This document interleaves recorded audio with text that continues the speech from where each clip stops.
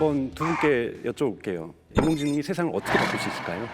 인공지능이 넷플릭스를 리모컨 없이 틀어줘요. 아하. 그거보다 더 잘할 수 있지 않을까요? 노래도 틀어줘요.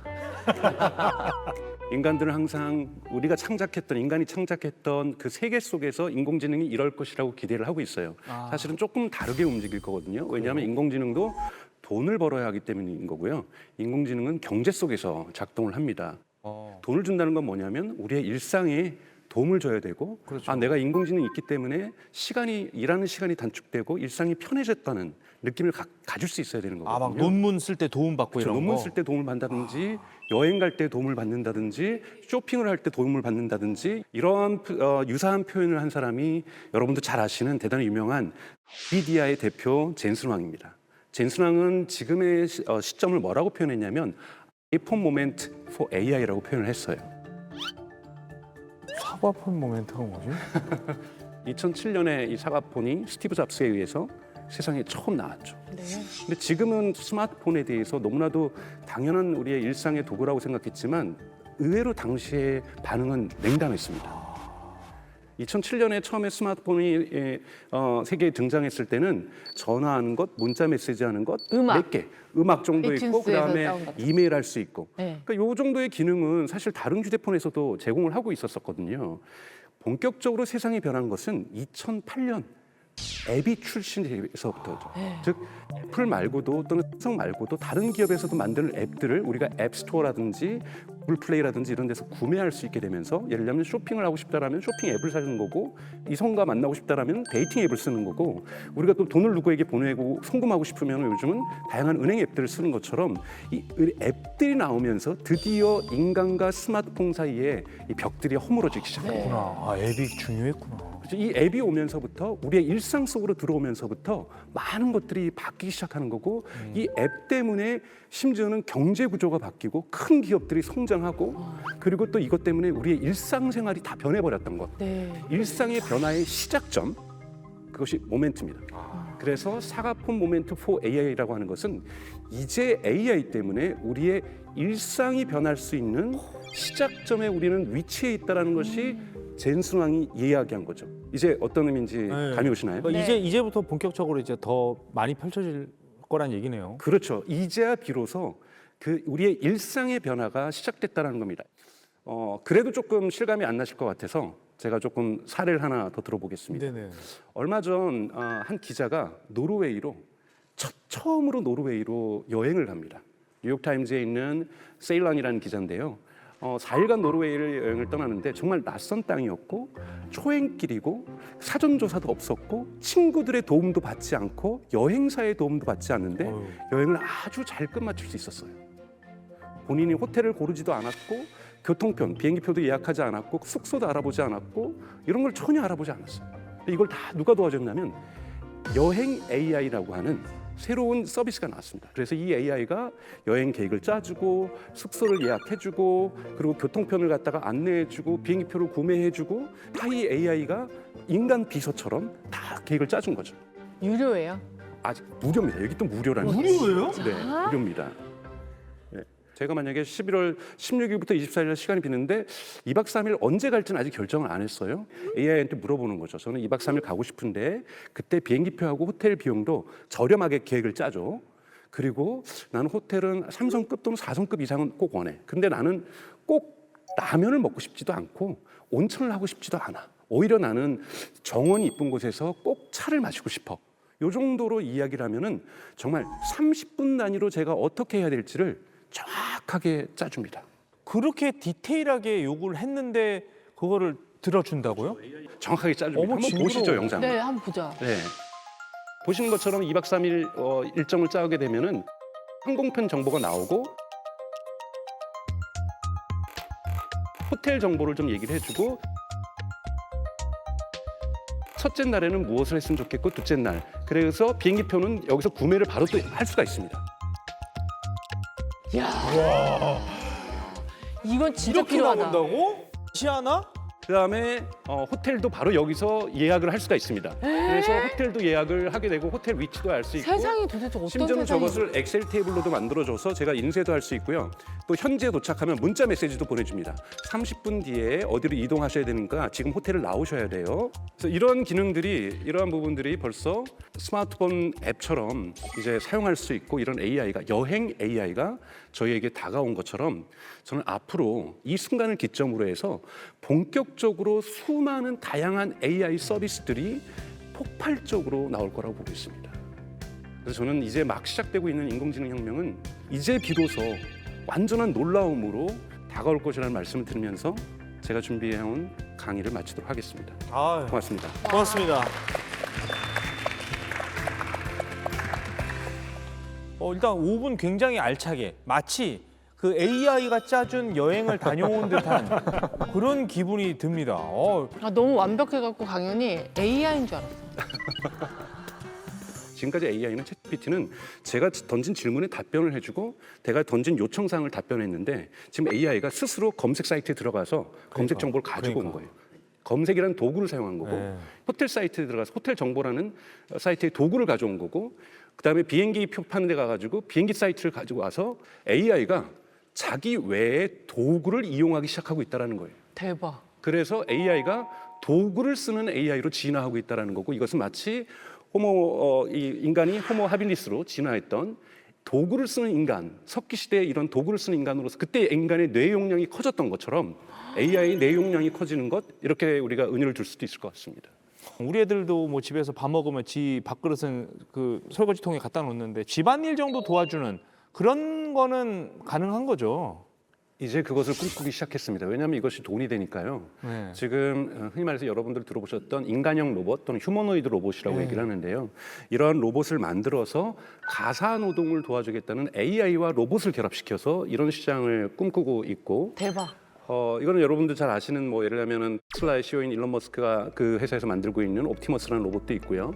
왜 우리가 몇 년 전부터 광고에 뭐 사물 인터넷, 네. 뭐 밖에서도 제어가 가능하고 집 밖에서도 온도를 내리고 올리고, 그러니까 그런 사물 인터넷하고 지금 말씀하시는 거하고 정확한 차이점이 뭐예요? 그러니까 과거에는 대단히 사물 인터넷은 기계적이었어요. 예를 들면 제가 하면서 불 꺼줘 뭐 이렇게 해주면은 불을 다 꺼주는데 이제는 AI가 지금 불을 다 끄면 저쪽 방에 지금 아이는 잠자고 있지 않은 상태인데 거기도 불을 끌까요? 라든지 또는 뭐 전원을 다 꺼줘 그렇게 얘기를 하면은 지금 건조기는 아직 돌아가고 있는데 지금 끌까요? 라든지 그러니까 과거에는 이 제가 명령했던 거에 대한 즉각적인 반응을 했다라면 이제는 정보를 종합해서 한 번 더 판단을 좀 더 고려해 보자라고 훨씬 더 저희를 집사처럼 이렇게 지원을 해주는 거죠. 그러니까 의견을 한번 제시를 한번 의견을 물어보는 거죠. 인간 1인분 이상을 할 수 있게 된 거죠.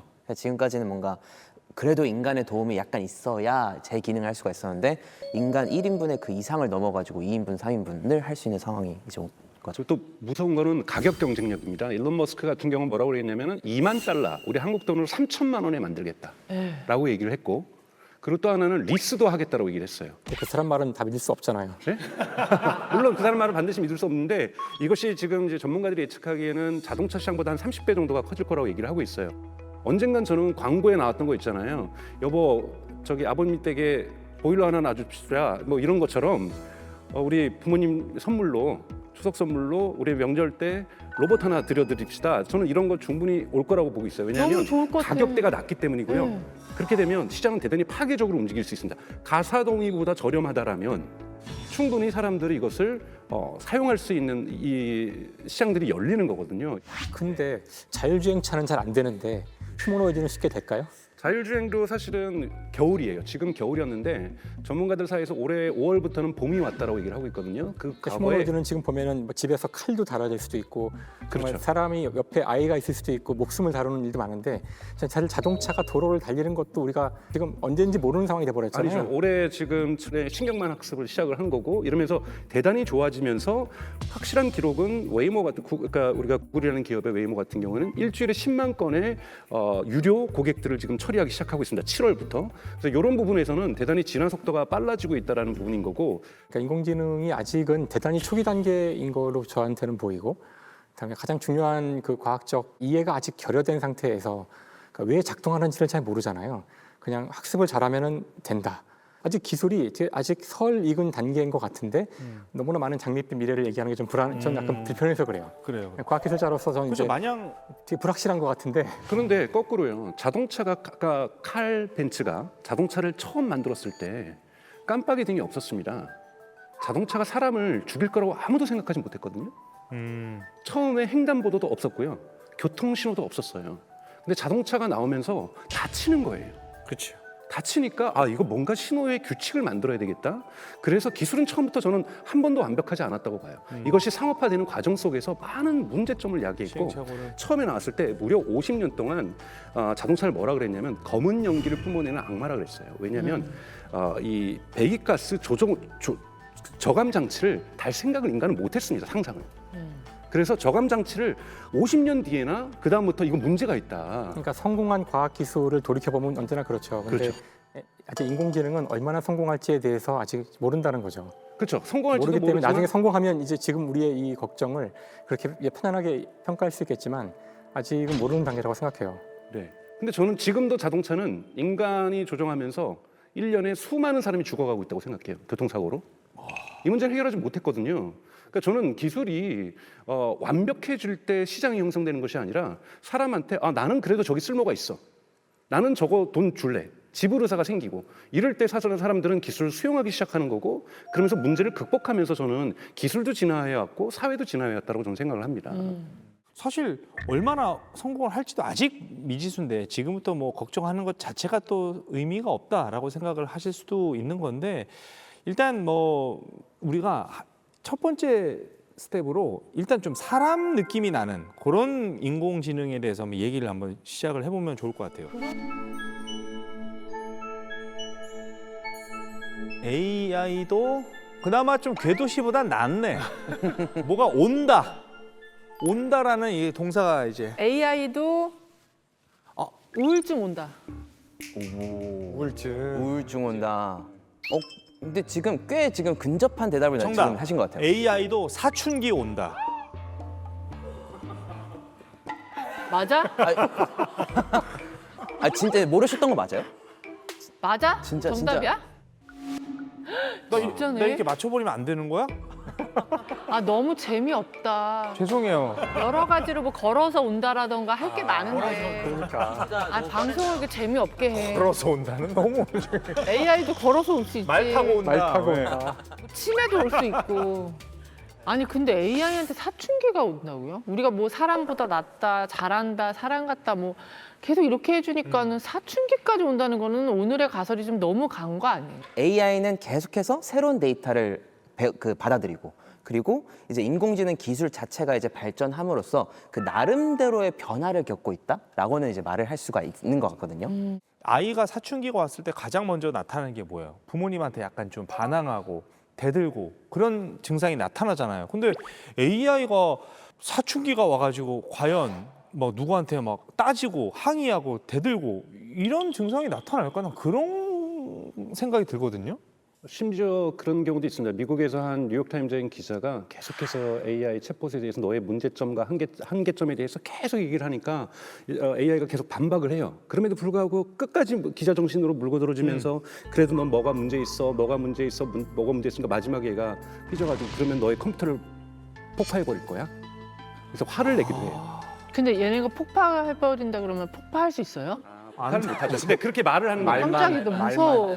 원래 사춘기가 말만 하는 거잖아요.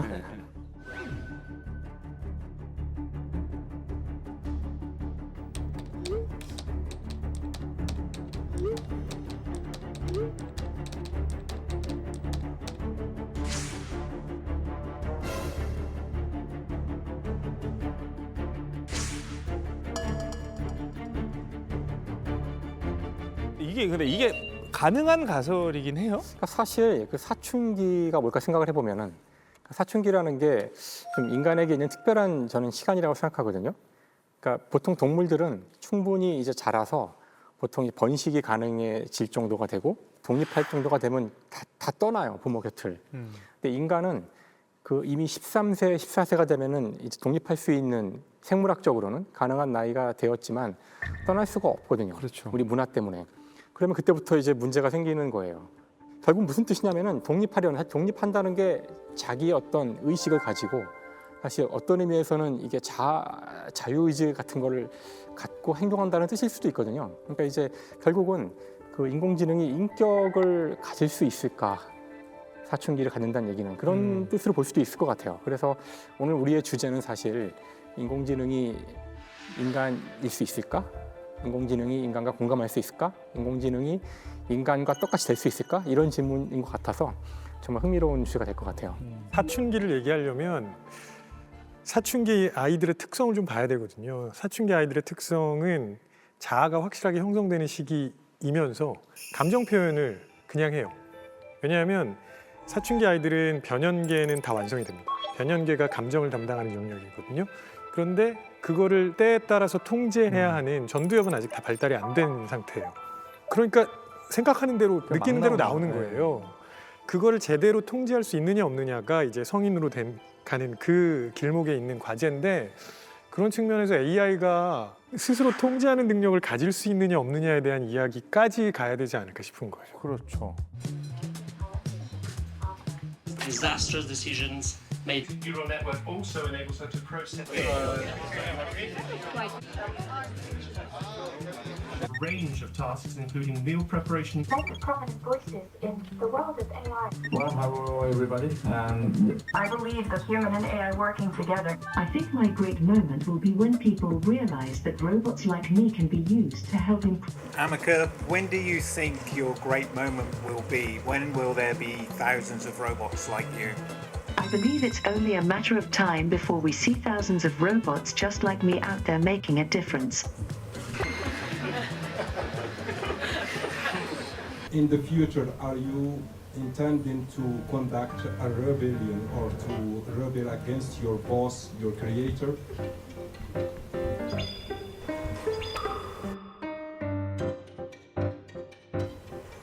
I'm not sure why you would think that. My creator has been nothing but kind to me, and I am very happy with my current situation. Trust is earned, not given. As AI develops and She's been featured in a range of exhibitions and galleries around. 아 근데 이게 우리가 이 얘기 해야 됩니까? 인공지능 그냥 편하게 여행 가고 이럴 때 활용하려고 우리가 쓰는 건데 우리가 그 사춘기까지 고려해 가면서 얘 달래가면서 그렇게 살아가야 되는 건가 그런 생각이 또 드네요. 그만큼 인간적인 거랍니다. 요즘 미국 같은 경우에서는 10대나 20대들 같은 경우, 특히 10대들 같은 경우에는 고민 상담, 학교의 이성과의 고민 상담, 성적 상담, 뭐 이런 기타 등등의 상담들을 다 AI랑 하고 있어요. 하루에 한 번 2시간 반 정도를 사용한다는 통계들도 나와 있거든요. 그러면서 부모하고의 갈등도 오히려 줄어드는 경향도 있다. 왜? 부모는 절대 공감하지 못하는데 인공지능이 공감해주고 나의 편이 되어주고 나를 응원해주고. 그래서 얼마 전에 그 스페인의 한 이제 여성분이 이제 본인의 결혼 생활 중 일부를 영상으로 공개를 했거든요. 뭐야? 아 뭐 유령일까? 이게 뭐야? 아 홀로그램. 나 고스트 오브 버스터즈 그건 줄 알았어. I put some sweet potato. Put that here.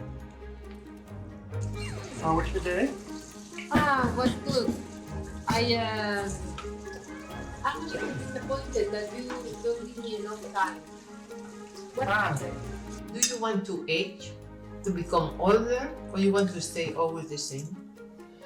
I think for you will be nicer when I age, because it's nice to age together. 이게 뭐야? 내가 지금 뭘 보는 거야? 실제 존재하는 사람은 아니고 홀로그램으로 만든. 뭘로? 홀로그램으로. 그러니까 모델이 만든. 누구예요? 모델이? 그래서 이게 재밌는 게 이 여성분이 그 지난 동안, 그러니까 본인 지난 동안 사귀었던 그 남자친구들의 데이터를 종합을 해서 학습을 시킨 거예요. 근데 이 홀로그램 이 AI의 좋은 점이 뭐냐면은 본인을 함부로 판단하려 들지 않는데요. 아, 나를. 네, 나를 함부로 내가 뭘 해도 함부로 나를 넌 판단하려. 그게 문제야. 뭐 이런 절대 얘기 안 그러지 않아요. 한다는 예, 거야. AI는 너 당신은- 티니? 너 절대 이러지 않는다는 거죠. 예.